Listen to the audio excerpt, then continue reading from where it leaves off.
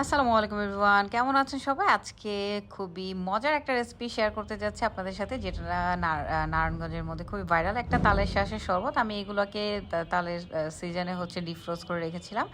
এখন কি আমি বের করে ডাইরেক্ট পানির মধ্যে দিয়ে দিলাম। পানিতে দেওয়ার সাথে সাথে এটার খোসাগুলো উঠে আসবে। আর এই যে দেখেন, তালের ভেতরে যে তালের রসগুলো ছিল সেগুলো একদম ডিফ্রোজ হয়ে আছে, বরফ হয়ে আছে। সো আমি কিছু তালের শাঁসগুলোকে বড় বড় করে টুকরো করে নিলাম, যেগুলোকে আমি ব্লেন্ড করবো। আর এখানে কিছু তালের শাঁসকে আমি একদম ছোট ছোট করে মিহি কুচি করে নিয়েছি। এগুলো গার্নিশের সময় ব্যবহার করা হবে। আর বড় যে টুকরো করে রাখা তালের শাঁসগুলো ছিল, এখন সেগুলো সবগুলোকে ব্লেন্ডার জারে দিয়ে এখন পরিমাণ মতো পানি দিয়ে, আপনার মিষ্টির পরিমাণটা আপনার টেস্টের উপর ডিপেন্ড করবে, পরিমাণ মতো চিনি দিয়ে ব্লেন্ড করে নিব। আমি এখানে দুইবারে চিনি অ্যাড করেছিলাম, কারণ আমি মিষ্টির পরিমাণটা প্রথমে বুঝতে পারছিলাম না। তারপরে যখন খেয়ে টেস্ট করি যে না, চিনি আর একটু দরকার, তখন আবার আমি পরে অ্যাড করে নিয়েছি। আর আরেকটা কথা বলে রাখি, এই তালের শাঁস অল্প কয়টা নিলেই কিন্তু অনেক বেশি ঘন হয়ে যায়। আমি বুঝতে পারিনি, আমি অনেকগুলো তালের শাঁস একবারে ব্লেন্ড করেছিলাম, যার কারণে আমার 2 দিনে খেতে হয়েছে। তো যাই হোক, আমি এখন তালের শাঁসগুলোকে ব্লেন্ড করে নিব। আর এটা যত ব্লেন্ড করবেন তত ঘন হতে থাকবে।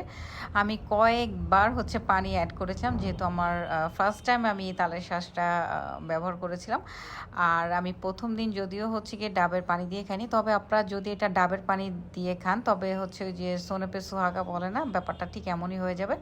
তো প্রথমে আমি একদম ফাইনলি ব্লেন্ড করে নিলাম তালের বড় বড় টুকরোগুলোকে। আর ছোট টুকরোগুলোকে আমি জাস্ট একটা দুইটা বাড়ি দিয়ে নিলাম ব্লেন্ডার জারে, যেন মুখে বাজে আর একদম চিবোতে কষ্ট না হয়, ব্যাপারটা এমন ছিল। তাই যে ফাইনালি এখন ব্লেন্ড হয়ে গেছে, আমি গ্লাসে ঢেলে নিচ্ছি। আর এটা খেতে কী যে মজা হয়েছিল! নারায়ণগঞ্জে এবার আমরা আসলে সময় সাপেক্ষে আমরা যেতে পারিনি, বা সিচুয়েশন খারাপ, এই কারণে গিয়ে খেতে পারিনি। নারায়ণগঞ্জে ওই চাচার কি বলে, তালের শাঁসের শরবতটা অনেক বেশি মজার। এই তালের শাঁসের শরবত খাওয়ার জন্য নারায়ণগঞ্জের শেষ মাথায় চলে যাই আমরা। এইবার আর যাওয়া হয়নি দেখে বাসায় বানিয়ে নিলাম। তো আপনাদের কাছে ভালো লাগলে অবশ্যই রেসিপিটা শেয়ার করে রাখবেন। আর তালের শাঁস, যাদের ফ্রিজে তালের শাঁস আছে তারা অবশ্যই বানিয়ে খাবেন, আর না হলে আবার সিজন আসা পর্যন্ত অপেক্ষা করবেন।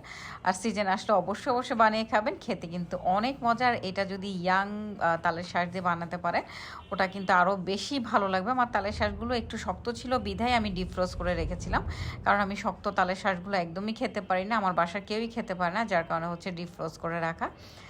তো ফেলে না দিয়ে ফাইনালি তালের শাঁসকে কাজেও লাগিয়ে ফেললাম, মজার একটা জিনিস বাসায় বানিয়ে ফেললাম। আল্লাহ হাফেজ সবাইকে।